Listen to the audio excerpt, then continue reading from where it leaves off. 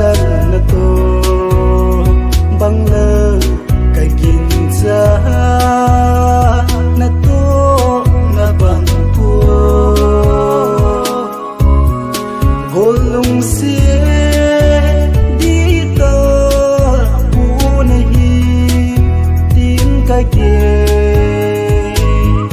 hinlalong si hem zo a may lai tim tu ay nasud pinahi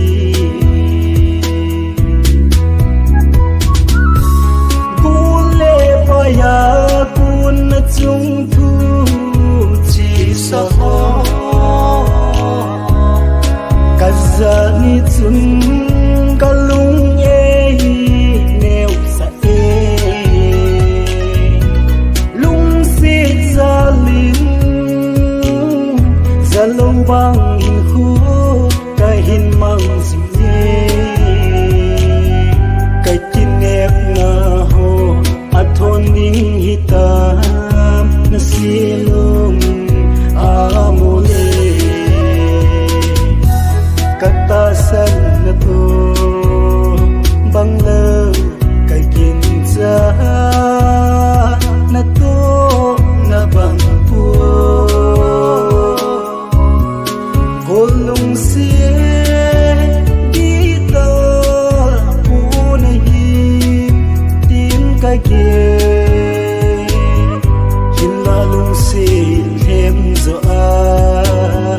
may lai tim tu ay nasud pinahi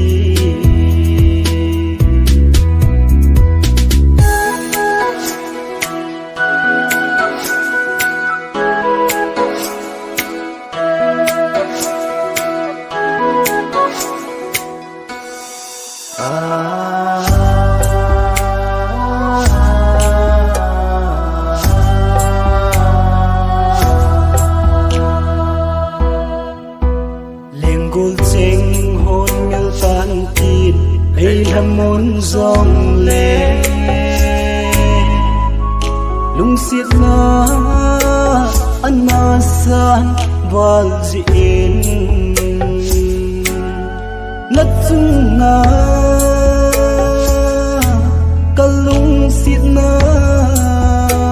kal ham zau ta pui katasan na to bangla kaginza na to na bangpo golong siya dito punahi tin kage